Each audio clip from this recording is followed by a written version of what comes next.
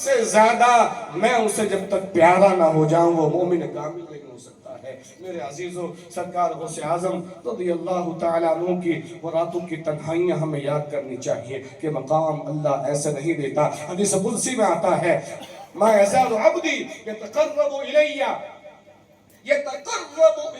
بالنوافل، کہ میرا بندہ مسلسل فرائض و واجبات کے بعد فرائض و واجبات ادا کرتے ہوئے فرض بھی ادا کرتا ہے، واجب بھی ادا کرتا ہے، اس کے بعد وہ مسلسل راتوں رات نفلی نماز پڑھتا ہے۔ اب سنیے فرمان مصطفیٰ صلوات ربی وسلام علیہ، میرے آقا فرماتے ہیں جب بندہ فرائض و واجبات کے بعد جب مسلسل نفلی عبادت کرتا ہے، اب رب فرماتے ہیں، حدیث قدسی ہے، حدیث قدسی کسے کہتے ہیں؟ ما روى النبی صلی اللہ علیہ وسلم عن ربہ سبحانہ وتعالی، جس کو آقا اپنے مولا سے روایت فرمائے، جس کو آقا اللہ سے روایت فرمائے، تو ایک تو قرآن مقدس ہوتا ہے، جس کا ایک تو قرآن ہے جو وحی کے ذریعے اللہ پر اسلام کا نازل ہوا، ایک وہ کلام ہے جو اللہ نے اپنے محبوب سے فرمایا، سبحان اللہ، اس کو بولتے ہیں حدیث قدسی۔ کیا بولتے ہیں؟ حدیث قدسی اس کو کہا جاتا ہے کہ حضور روایت کریں اللہ کا کلام، سبحان اللہ، کہ میرے رب نے یہ فرمایا، اور وہ حدیث ہو قرآن نہ ہو، اور وہ کیا ہو؟ حدیث ہو قرآن نہ ہو۔ حدیث کیا؟ وہی غیر مطلوع ہو، تو اس کا مفہوم کیا ہے؟ میرے آقا فرماتے ہیں ما یزال عبدی یتقرب الی بالنوافل، میرے آقا فرماتے ہیں کہ میرا رب ارشاد فرماتا ہے کہ میرا بندہ مسلسل نفلی عبادت کرتا ہے، راتوں میں بیٹھ کر قرآن کی تلاوت کرتا ہے، راتوں رات نفلی عبادت کرتا ہے، اپنی راتیں بستروں پہ نہیں گزارتا، نفلی عبادت میں گزارتا ہے، اپنی راتیں نرم گدوں پہ نہیں گزارتا، نفلی عبادت میں گزارتا ہے۔ میرا بندہ جب اپنا بستر چھوڑ کر میری محبت میں نفلی عبادت میں لگ جاتا ہے، اور بندہ نفلی عبادت کرتا کب ہے؟ ویسے کوئی نہیں کرتا، جسے اللہ سے محبت ہوتی ہے وہی کرتا ہے، اس کے ساتھ لطف الہی اور توفیق الہی شامل ہو جائے۔ ہمیں تو فرض پڑھنا مشکل ہے، کہتے ہیں ولایت کی باتیں ہو رہی ہیں، ہمیں فرض پڑھنا مشکل ہے۔ جمعے کے دن کو لگتا فرشتے آگے مسجد میں، عصر میں آؤ تو سب غائب اور منتظر ہیں، اے اللہ مدد فرما دے، یہ کانٹے ڈال رہا ہے، وہ مارا ڈال رہا، وہ نوچے ڈال رہا، کیوں نہ مارے جائیں، کیوں نہ مارے جائیں بھائی، کیوں نہ ذلیل ہو۔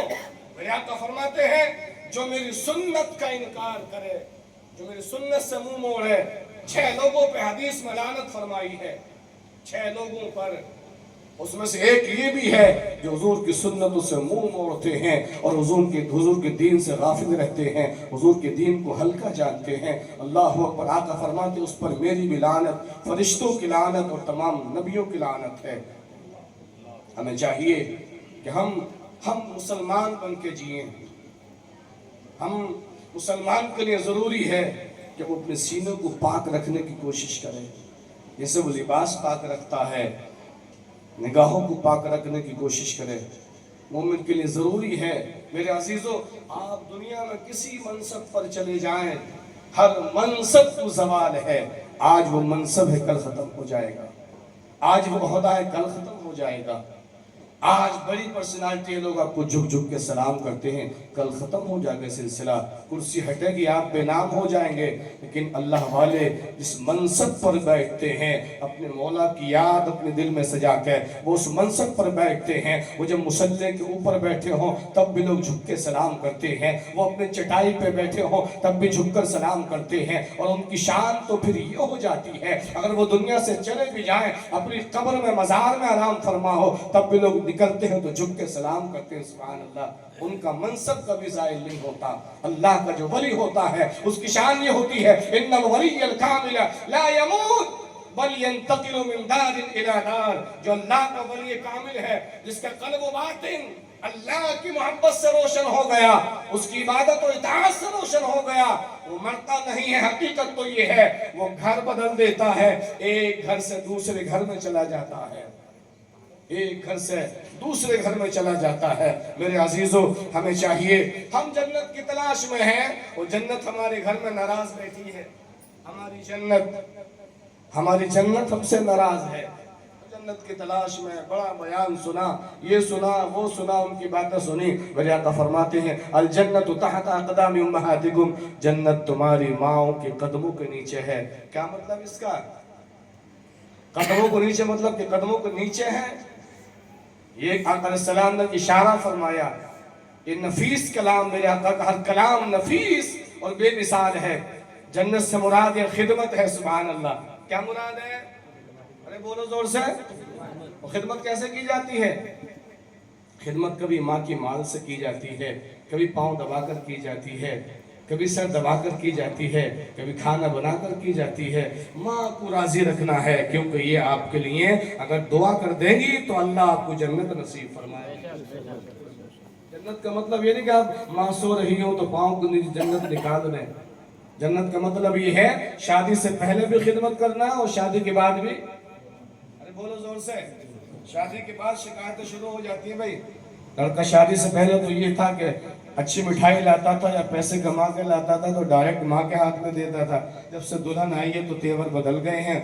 گھر میں دو راستے، تو پہلے سیدھا میرے کمرے میں آتا تھا، اب سائڈ والے راستے سے جاتا ہے، اور ہاتھ میں پنیاں بھی دو ہوتی ہیں، ایک میں اچھی کوالٹی کی مٹھائی، ایک میں تھوڑی سی کم کوالٹی والی مٹھائی ہوتی ہے۔ کہا امی آپ کے لیے ہے، اور اچھی والی مٹھائی بیگم کو پکڑا دی جا کے۔ بیویوں کا بھی حق ہے، بیویوں کا حق ہے، لیکن ماں کے برابر نہیں ہو سکتا۔ بیویوں کا حق ہے مگر ماں کے برابر میں بیویاں مل سکتی ہیں، ماں دوبارہ۔ ماں کا بدل کوئی نہیں ہے، ماں کا بدل ماں کا بدل کوئی نہیں۔ ماں سے بڑا تمہارے لیے کوئی پیر نہیں ہے۔ دنیا کے سارے پیر، آپ سارے مزاروں پہ چکر لگائیں، یہاں سے لے کے بغداد تک اور یہاں سے لے کے میرے آقا کی بارگاہ تک، اگر گھر میں ماں کو ناراض کر کے جا رہے ہیں تو گنبد خضرا کے مقیم صلوات ربی وسلام علیہ وہ کبھی راضی نہیں ہو سکتے۔ اگر ماں ناراض بیٹھی ہے گھر میں، عمرے پہ عمرہ، حج پہ حج، اور فلاں اور فلاں، اور اتنا چندہ، اتنا یہ دیا، اور ماں باپ ناراض ہیں۔ کیوں؟ اچھا ماں اور باپ کیا چاہتے ہیں؟ کیا ماں باپ ہمارے منہ کا لقمہ چھیننا چاہتے؟ ایسا نہیں۔ جس ماں نے اپنے منہ کا لقمہ ہمیں کھلایا ہو، جس ماں نے اپنے منہ کا لقمہ ہمیں، ارے بولا کرو، اپنے منہ کا لقمہ ہمیں، کیا اپنے بچوں کا لقمہ چھیننے لگی وہ ماں؟ اس ماں نے ہمیں ان نجاستوں سے پاک کیا ہو اور اپنے پیٹ میں رکھا ہو۔